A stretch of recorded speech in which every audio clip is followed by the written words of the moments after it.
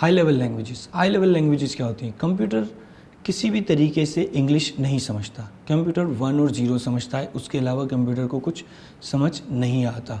इसलिए कंप्यूटर की ज़बान और हमारी ज़बान में ब्रिज क्रिएट करने के लिए हमें डिफरेंट इंटरमीडिएरी लैंग्वेजेस की ज़रूरत पड़ती है।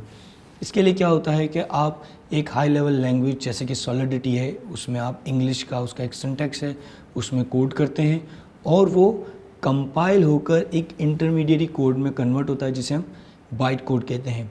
Ethereum virtual machine byte code समझता है। ईथीएम वर्चुअल मशीन को सॉलिडिटी का नहीं पता। ईथीएम वर्चुअल मशीन को नहीं पता सॉलिडिटी क्या चीज़ है। Ethereum virtual machine byte code execute करती है और बाइट कोड समझती है।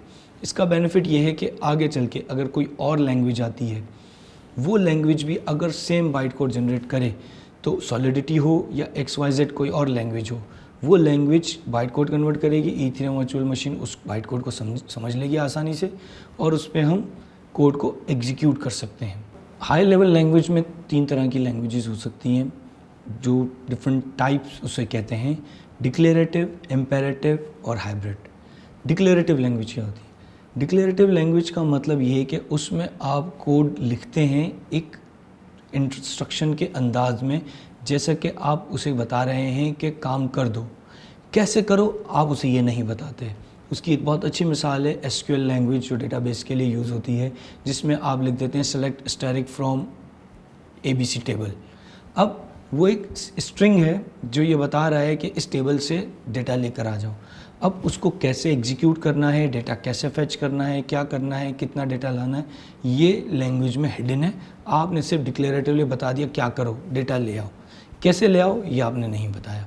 इसे डिक्लेरेटिव लैंग्वेज कहते हैं। इसी तरीके से इम्पेरेटिव लैंग्वेज प्रोसीजरल लैंग्वेज होती हैं। प्रोसीजरल लैंग्वेज का क्या मतलब है?